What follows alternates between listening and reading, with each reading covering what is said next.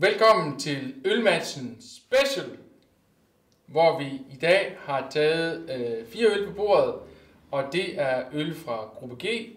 Vi har Tyskland, USA, Ghana og Portugal. For det er den gruppe, hvor alting er uafgjort, eller noget er lidt skævt, men hvem vinder den gruppe, det er spændende. Så vi har valgt at tage 4 øl, eller 2 kampe, og se, hvordan ender den gruppe. Simpelthen på én gang. På en gang. Og hvor vi har så stillet dem op, vi har en kamp herover, vi har en kamp derovre. Og den her kamp herover, det er Ghana imod Portugal. Ghana, de spillede jo fremragende imod Tyskland. Ja.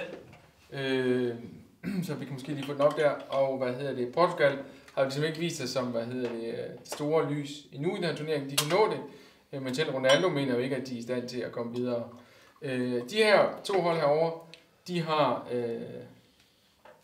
1 point hver, og de 2 hold over, de har 3 point. Men nu synes vi, vi skal prøve at smage fra bunden af, dem der har 1 point, hvem vinder den kamp. Yes. Og det er jo sådan set, kan man sige, noget af det, vi har set lidt før. I hvert fald, så har vi set den her Akosombo øl fra König Banzai. Fra König Banzai, som sidder og reparerer biler nede i Tyskland. Og han har så lavet det her projekt, hvor han selv øl støtter skoleprojekter nede i Ghana. Så der kan man få en ny køler på bilen, og så kan man få en lille ghanesisk øl der. Og han er jo ghanesisk konge, det er jo, han er König Banzai. Han er simpelthen konge, ghanesisk konge. Skråstreg bilmekaniker. Yes. Og der har vi, på den anden side har vi Superbocken, Portugals, en af de 2 store pilsnermærker i Portugal. Det andet har Segres, har vi smagt. Det var sådan okay, uden at være voldsomt spændende. Og det er simpelthen den første kamp. Vi starter med pilsneren, fordi den er lidt nemmere og lidt lettere i det.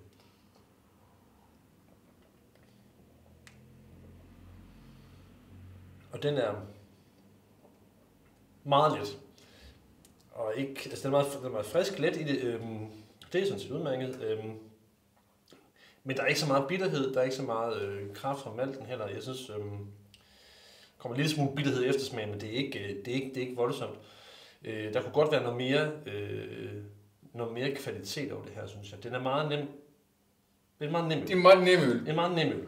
Og det kan man sige, at det er altså umiddelbart, så har det portugisiske landshold også virkelig sådan rimelig nemt. Ja, til VM. Ja, og så kan vi jo hoppe ned til Akosombo, som vi jo har smagt før. Det er den øl, vi kan simpelthen skaffe fra Ghana, tror jeg godt, vi kan. Det kan afsløre. Og den er meget sød, som jeg husker den. Udmærket balance mellem sødmen og bitterheden. Og den er over i sådan noget classic-agtigt, hvad der svarer til den classic. Den gør det okay, den er faktisk udmærket. Den har lidt mere kant, og øltypen er også lidt mere spændende end pilsner, i den variant i hvert fald. Men den her, synes også, den holder et lidt højere niveau end den portugisiske øl. Og det synes jeg faktisk også, at det, hvis vi skal til så jeg synes også, at det ghanesiske landshold, som jeg så dem, holdt et noget højere niveau end det portugisiske. De vandt jo simpelthen, hvem var det, de vandt over? De har ikke vundet over nogen. De har kun 1 point. De har kun 1 point. De har kun 1 point, men Portugal har lidt dårligere målscore, har det ikke rigtigt? Jo, altså de har det ikke alt for godt herovre. Nej. Og mit bud på den her kamp, det er 2-1. Og det svarer rimelig godt til det øl, de også siger. Godt. Der er ikke, altså øllandene ligner hinanden meget. Det er rimelig meget pilsner, det er meget mainstream. Og det er ikke, det er ikke så spændende igen. For hvad det kommer. Den har lidt noget kant og noget karakter, som gør, at det er en sikker 2-1 sejr. Så vi tror, det bliver en 2-1'er herover. Så kan vi give lige hånd, for det plejer vi at gøre. 2-1 herover. 2-1 derovre. 2-1 herover. Ghana, Portugal. Så Ghana vinder den kamp og har så 4 point. Ja, og der kan man så sige, hvor det her 2 lande er blandt miniputterne i ølets verden, så er det her fandme godt nok noget af. Det er en øl, der vil ud. Det er en øl, der vil ud. Og det er, hvad jeg har hørt garanti, det der kendetegner, amerikansk øl, det vil bare ud. Det vil bare afsted ud over rampen. Nå, der står det der. Det er 2 stormagter inden for øllen, det her. Det kan man vist godt sige. Groft sagt, så kan man sige, så er det tyskerne, det er tradition, det er kvalitet, det er Reinheitsgebot, det er ensartethed, men også faktisk en del mindre byggerier nede i det sydlige Tyskland, som sådan som leger lidt med genrerne. Men der er mange tyske øltyper. Det her det er jo en klassiker. Hvor USA mere er det eksperimenterende, spændende, nye, friske, vilde sted. Det vilde vesten inden for bryggelandene. De her 2 lande, vil jeg sige, begge 2 er i top 3 i verden, sammen med Belgien. Så det er sådan, det er lidt synd, at muligvis vi er nødt til at sende en af dem ud, men det, nu prøver vi at se, hvad der kan ske.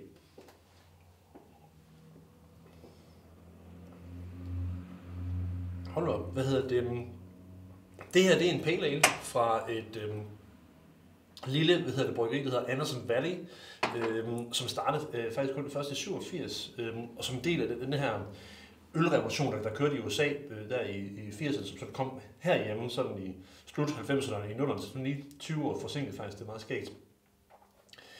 Amerikanske bryggerier generelt set er kendt for at tage sådan en 100 gram humle er godt, hvad er 200 gram, er det så dobbelt så godt, eller 1500 gram, er det så 15 gange så godt. Altså man eksperimenterer helt vildt med de ølgenre, der er. Og det her, det er en meget, meget bitter pale ale. Pale ale er jo sådan en overgæret klon af en pilsner, kan man godt kalde det, hvor gæren, som er overgæret, giver sådan lidt mere frugtig, lidt mere duftig nuance, noget mere smag til øl.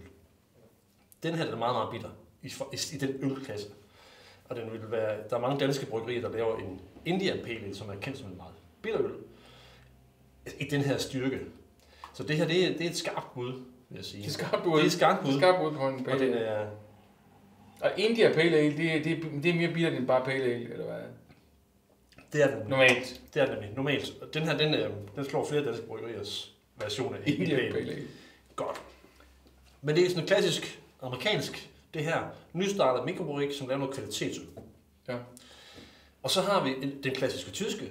Det er Paulaner i München, som har lavet den her øl siden muligvis slutningen af 1600-tallet. Det er faktisk alle påskeøls moder. Den øl, man begyndte at lave, sådan munkene kunne komme igennem fasen. Det er jo ret smart at kunne noget.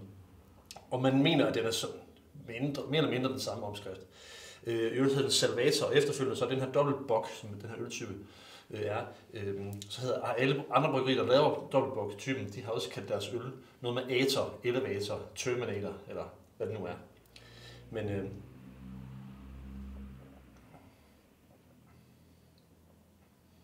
og den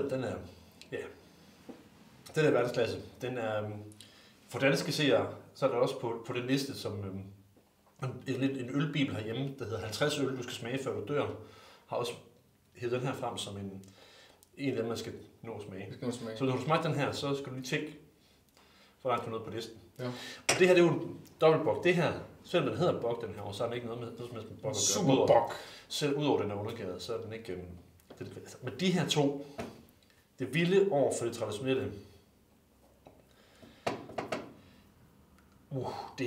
det kunne godt blive en uafgjort 1-1'er, eller en 15-15'er. En 15-15'er? Altså, det er... jeg tænker også, at det, altså vi har jo set Tyskland gå lidt op og gå lidt ned. Der er jo det ved det, de har jo så de der 4 point i forvejen. De har kun 1 point her. Hvis den her jo bliver uafgjort, så er de begge to videre. Okay. Og jeg tror, at det bliver en hård og fair og velspillet kamp, hvor begge hold vil forsøge at tage sejren, men så tror jeg til sidst ender den lige 2-2. 2-2 kunne sagtens være, for det er fandme, altså, det er noget skidegodt øl. Altså, og de har øllandene, altså for alle jer, der skal til at ud på sommerferie, så tager de ind i tysk, ikke de der supermarkeder, som er lige syd for grænsen, dem som er lidt længere nede, og så find de lokale bryghus. Der er 1200-1300 bryggerier i Tyskland, og det er kvalitet, der kommer. Men det vil sige, så det vi tror, det er, at vi har en 2-2 her, 3-3 måske, 2-2. Jeg synes godt, vi kan også med en 2-2, det er skidegodt. 2-2 herovre. Så det bliver 2-2 imellem Tyskland og USA. Og det bliver 2-1 imellem, Ghana og Portugal. Og det vil så sige, så har vi jo så Portugal på fjerdepladsen i gruppen. Ja, flot klaret. Med 1 point, så har vi Ghana får 4 point. Jeg vil lige knytte en kommentar til Portugal, når selv Cristiano Ronaldo ikke tror på det mere. Hvem gør så? Så er der jo ingen, der tror på noget. Nej. Og så har vi så Tyskland på førstepladsen og USA på andenpladsen i gruppen. Og nu, det er jo sådan, ud fra de her 2 kampe, og de her spil indtil videre, hvordan ølmæssigt passer det også sådan 4, 3, 2, 1, eller... Altså de her, på ølsiden, der ligger de her 2 meget lige. Altså, det er en spørgsmål om smag, kan man godt sige. Hvis vi vil gerne have det, kan jeg godt lide at sidde og tænke på den her øl, som en, der er blevet brygget i 400 år. Hvis ja, så er det herovre, man ligger. Hold da op, den bitter. Jamen, og hvis du er over det vilde Wild West, de crazy amerikanske mikrobrygger, så er det herovre, man ligger, ikke? Det ligger meget lige. König Banzar, lille projekt, der giver dem sådan lige en knip. Det løfter lige op i forhold. Det løfter lige over. Ja. Det er lidt kedeligt, Pilsner fra Portugal. Så Tyskland og USA er videre på en uafgjort 2-2'er, 2-0 herover, 2-1 herover, så de ender på 3. pladsen. Meget fortjent. Det hørte I i ølmatchen. Følg med videre i slutrunden og se, hvordan det går.